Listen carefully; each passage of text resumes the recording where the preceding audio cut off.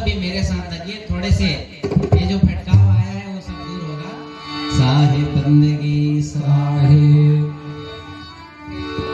संतन के संग लाग रे, तेरी अच्छी बनेगी संतन के संग लाग रे, तेरी अच्छी बनेगी संतन के संग लाग रे, तेरी अच्छी बनेगी संतन के संग लाग रे।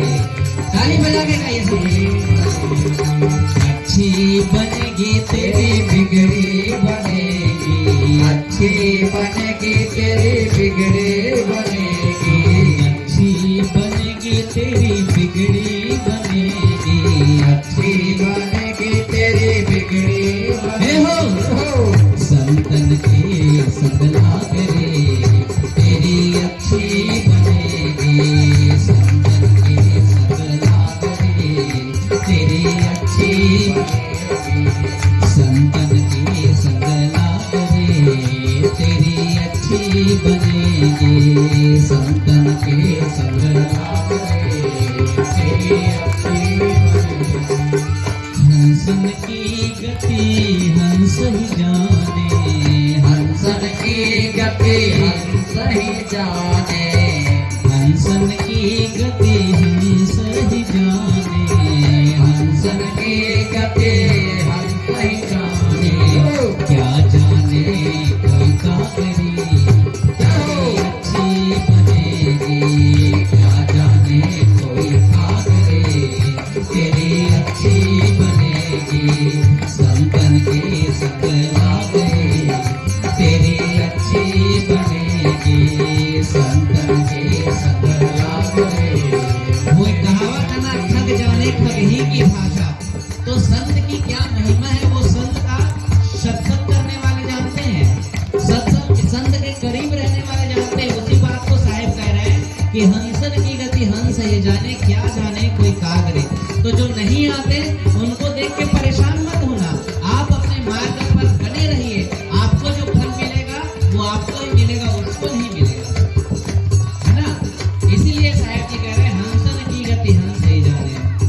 संतन के संग लाग रे, तेरी अच्छी बनेगी संतन के संग लाग रे, तेरी अच्छी बनेगी। संतन के संग पूर्ण कमाई, संतन के संग पूर्ण कमाई, संतन के संग पूर्ण कमाई, संतन के संग पूर्ण कमाई। होए पड़ो तेरो भाग रे, तेरी अच्छी बनेगी, होए पड़ो तेरो भाग रे, तेरी अच्छी बनेगी। हो संतन के संग लाग रे, तेरी अच्छी बनेगी संतन के संग लाग रे, तेरी अच्छी बनेगी।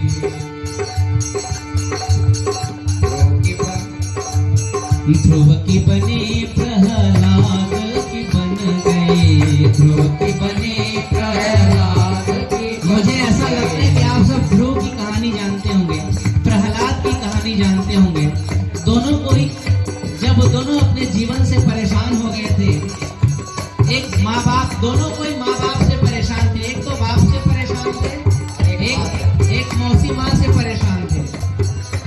दोनों को ही किसी संत ने उपदेश किया था कि तुम परमात्मा की भक्ति करो, और ये दोनों ऐसे धर्मात्मा बन के निकले थे कि पूरी हिंदुस्तान में, पूरे भारत में आज इसका नाम का गुंजायमान होता है। एक तो तारा को ही उसका नाम दे दिया गया ध्रुव तारा। भक्तों में अगर कोई श्रेष्ठ नाम आता है तो वो प्रहलाद का नाम आता है, ध्रुव का नाम आता है। देखिए सत्संग की ये महिमा है, साहिब उसी को कह रहे हैं। ध्रुव की बनी प्रहलाद की बन गई, ध्रुव की बनी प्रहलाद की बन गई, ध्रुव की बनी प्रहलाद की बन गई, ध्रुव की बनी प्रहलाद की बन गई। कोई पढ़ो गुरु सुमिरन वैरागरी, तेरी अच्छी बनेगी गुरु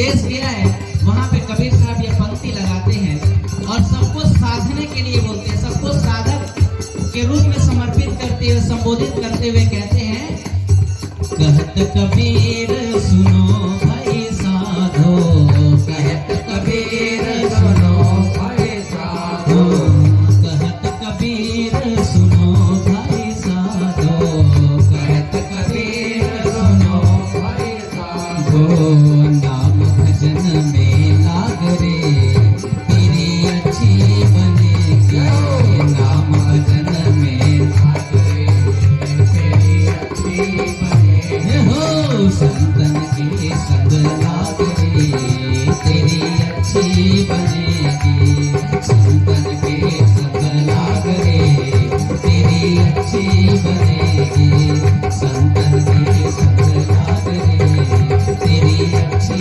बनेगी, संतन के संग लाग रे तेरी अच्छी बनेगी। साहेब बंदगी, साहेब, दोनों हाथ ऊपर, साहेब बंदगी, साहेब, साहेब बंदगी, साहेब।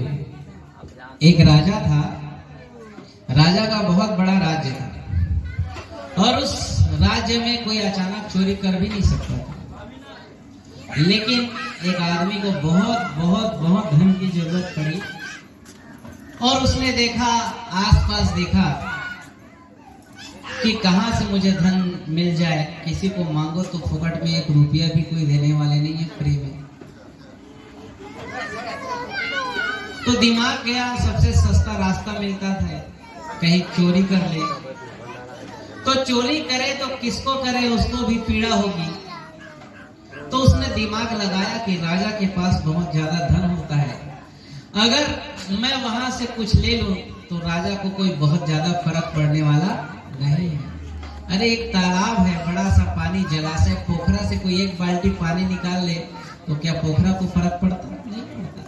उसने भी सोचा कि राजा के पास बहुत बड़ी संपत्ति है, बड़ा राज्य है, सारे लोग उनके पास अपना धन इकट्ठा करते हैं, सारे किसान, तो मैं वहां से थोड़ा ले लेता हूँ, मुझे जरूरत है। तो उसने प्लान बना लिया रात में कि मैं बिल्कुल न ज्यादा रात हो न ज्यादा लाइट हो, प्रकाश हो, ऐसा समय जहां पे सब कोई खाने पीने का समय रहता है, सब कोई खाने पीने के समय में अपना ध्यान भोजन पे रखते हैं, सब कोई अपना क्या बोलते हैं ध्यान को जब भोजन में रखते हैं तो काम में ज्यादा ध्यान जाता नहीं है, बिल्कुल उसी समय मैं घुस जाऊंगा और कुछ धन अपने लिए निकालूंगा। प्लानिंग उनकी बन गई, योजना उनकी बन गई और गया अपने उसी लक्ष्य को अंजाम देने। दुर्भाग्य था उनका कि पहुंच तो गया करीब करीब कोषालय के करीब, कैसे भी करके छुपते छिपाते अपने आप को बचाते वो कोषालय के करीब पहुंच गए। लेकिन कैशियर लोग भी ऐसे तैसे थोड़ी ना होते हैं, बाकी लोग ध्यान दे या ना दे, बैंक में जाते हो ना कैशियर, तुम खड़े रहते हो, मेरा कर दो मेरा कर दो, वो ऐसा नहीं उठाता है, बस अपना जब काम करेगा तभी सर को ऐसे सिखाया जाता है। वो कभी नहीं इधर उधर होता, क्योंकि उनको 1-1 रुपया का हिसाब देना होता है। 1 रुपया भी इधर का उधर हो जाए तो उसके लिए नोटिस जारी हो जाए, बड़ा रिस्क का काम होता है वो कोषाध्यक्ष का, कैशियर का। तो वो जो कोषालय के जो प्रहरी थे, सुरक्षा कर्मी थे, उसकी नजर से नहीं बच गया और जब सुरक्षा प्रहरियों ने उनको देख लिया तब शोर मचाया कि इसको पकड़ो, कौन है, चोर है करके। तो वो जोर से भगा और इतनी तेज भगा कि बात पकड़ में तो नहीं आया, लेकिन उसके पीछे बहुत सारे सैनिक लगे। अब ये आगे आगे जा रहा है, सैनिक पीछे पीछे जा रहा है, आगे आगे ये पीछे पीछे। संयोग ऐसा था कि चूंकि रात ज्यादा नहीं हुई थी तो एक संत का सत्संग चल रहा था और जैसे आप लोग बैठे हैं इधर, हम लोग प्रवचन कर रहे हैं, सत्संग सुना रहे हैं आपको, आप लोग सुन रहे हैं, तो ऐसा ही वो जिस रास्ते से भाग रहा था वहां सत्संग का माहौल था। उसने आओ देखा था, गया और बीच में बैठ गया। अब सैनिक लोग आए, लेकिन देखे यहाँ तो सत्संग चल रहा है, इधर उधर निहारे तो कोई चोर जैसा कोई लगा भी नहीं, रास्ता दिखा भी नहीं। तो वो लोग वहीं पे थम गए कि आज रात हो गई है, आज हम शायद पकड़ नहीं पाएंगे। एक काम करते हैं, राजा को सूचना दे देते हैं और राजा कल जासूस भेजेंगे और उसको पकड़ लेंगे। वो चोर आया था, बैठा था, और इधर जो संत जी उद्बोधन कर रहे थे वो इस पड़ाव में थे, इस जगह आए थे, शायद किसी चीज को वो बता रहे थे, भगवान के बारे में बतला रहे थे। और भगवान के बारे में उसने कहा कि भगवान जब प्रकट होता है तो कभी उसकी छाया नहीं होती। ये दृष्टांत है, समझाने, दृष्टांत जो दिया जाता है सिद्धांत को समझाने के लिए दिया जाता है। पंडित रहा होगा वो, देवी देवता जो होते हैं उनकी कभी छाया नहीं पड़ती। तो ये बात इसके दिमाग में घर कर गई। कम से कम एक बात उसने पकड़ लिया कि देवी देवता जो हमारे पास समक्ष अगर कोई आ जाए तो उनकी कभी छाया नहीं बनती। और सत्संग समापन हुआ, सब कोई सब अपने घर चले गए। इसने भी अपने सीने में हाथ रखा, कहा जान बची तो लाखों पर। रात बीत गई, ये अपने घर को चला गया, अपने मंजिल के तो मुकाम तक नहीं पहुंचा पाया, अपने लक्ष्य को तो। लेकिन जब राजा के कान में सूचना गई, राजा ने अपने जासूस भेजे कि पता लगाओ कौन है वो। और संयोग ऐसा था कि सैनिकों ने ये पता लगा लिया कि यही आदमी था जो गौशाला में चोरी करने के लिए आया। और जब उसको पकड़कर राज दरबार में प्रस्तुत किया गया और उसे कबुलाया गया कि कबूल करोगे तुम ही हो, उसने साफ मना कर दिया, न मैंने चुराया है, न मैंने ऐसा वहां आया, मैं किया ही नहीं हूं, मैंने किया ही नहीं है। लाखों बार सैनिकों ने उसको आजमाने की कोशिश किया, 1000 तरह के तरीके अपनाए, लेकिन उसे ये कबूलवा न सके, ये उगलवा न सके कि उस रात चोरी करने के लिए वही हो सके। और जब कुछ राह न निकला तो एक सैनिकों ने काम किया तो उसको जेल के अंदर डाल दिया, कारागृह के अंदर डाल दिया। राजा भी परेशान, मंत्री भी परेशान, सब कोई जानते थे कि चोरी करने यही आया था, लेकिन अब इसे उगलवाए तो कैसे उगलवाए। तो कोई बुजुर्ग था, कोई बुद्धिमान था, उसने क्या किया कि महाराज बोलता है, राजन मेरे पास एक तरीका है कि मैं उसे सच जान सकता हूं। मुझे वो थोड़ा धार्मिक किस्म का आदमी लग रहा है और मेरे पास एक तरीका है, यदि आप मुझे इजाजत दें तो मैं इस बात का पता लगा सकता हूँ कि इसने वाकई में किया है कि नहीं किया। तो बोले, राजा बोले, अगर आपके पास ऐसी कोई तरकीब है तो चले जाएं, पता लगा लें, हमको तो पता लगाना ही है। तो उसने कहा ठीक है महाराज, यदि आपकी आज्ञा हो गई हो तो मैं चला जाता हूँ। वो चला गया और क्या किया, बिल्कुल रात हो गई जब 12-1 बजे के करीब, तो बिल्कुल वो बजरंग बली का रूप बना करके कहाँ चला गया, उसी कारागृह में चला गया जहां पर उसको क्या किया गया था, कैद करके रखा गया। बिल्कुल वो आदमी सोया हुआ था, जाने के पहले वहां पे बिल्कुल परफ्यूम वगैरह मार दिया, सेट कोई देवता आ रहे ना, माहौल तो कुछ अलग लगना चाहिए ना, भले नकली हो। धूप लगा लगा कर हम जो महकाते हैं, हमारे यहाँ 2 किस्म का अगरबत्ती बनाए जाते हैं, धूप बत्ती, एक भगवान को बुलाने के लिए, दूसरा मच्छर को भगाने के लिए। न तो भगवान आता है न मच्छर भागता है, ऐसे धूप बत्ती माहौल ऐसे बनाया गया, वहां को महकाया गया और थोड़ा सा धुआं भी दिखाया गया। और उसके बाद ये कारागृह में प्रवेश करते हैं, प्रवेश करते समय ताला खोल देते हैं उसके मंत्री लोग बड़ी चालाकी से, जैसे घुसता है वापस ताला को लगा देते हैं, उनको खबर नहीं होती, जा करके उठाता है, वत्स उठो। धारावाहिक में देखते हो ना कैसे एक्टिंग करते हैं, बताते हैं। उसने कहा कि वत्स उठो, मैं आ गया हूं। तो वो आदमी भी ऐसा झकनका के उठा, ऐसा आश्चर्यचकित होकर उठा, वो भी देख के थोड़ा हैरान हो गया कि मेरे सामने कौन प्रकट हुए हैं, बजरंग बली प्रकट हुए हैं। प्रणाम किया, एकदम अहोभाव से भर गया कि मेरी मुसीबत को ये मुझे मुसीबत से निकालने के लिए आए हैं, प्रणाम किया।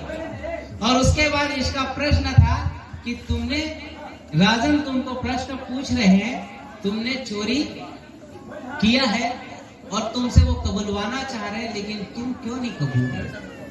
ये बस उसका प्रश्न चल ही रहा था और ये बस जवाब देने ही वाला था कि नीचे उसके नजर पड़ जाती है। क्या बना है उसकी, इधर लाइट जल रहा है, ये खड़ा हुआ, नीचे क्या बना था, छाया बना था।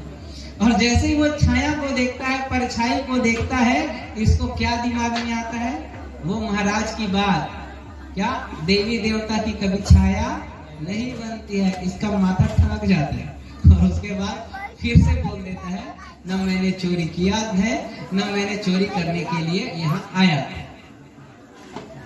फिर से वो मुकर गया। और जब ये मुकरा, इसने भी 2-4 और प्रयास किया कि बता दो तुम अपने मुंह से।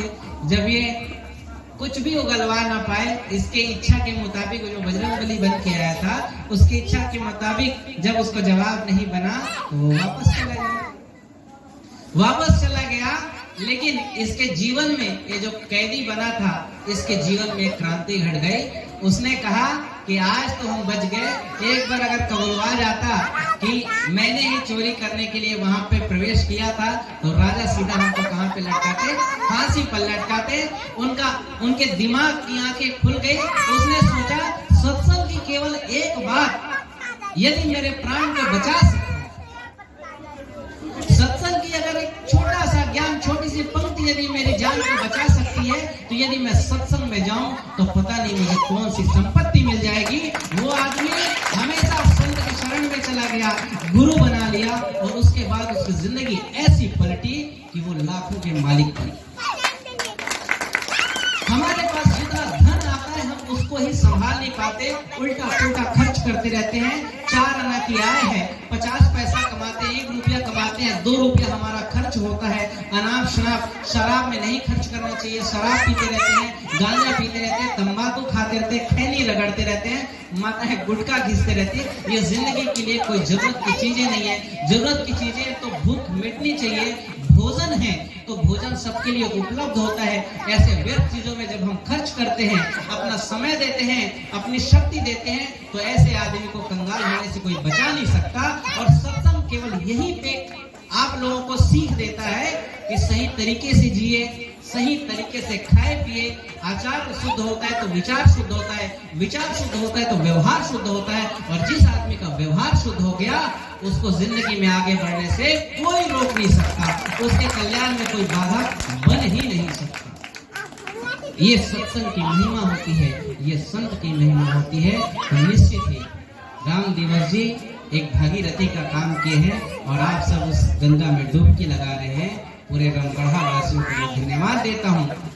मैं आप सबके लिए अपने दिल में अहोभाव भरता हूँ कि आप सब साहेब जी को सुनने आए, हमको सुनने आए। निवेदन केवल इतना है, जिंदगी में इसको उतारे और निश्चित ही देखेंगे तो आपकी जिंदगी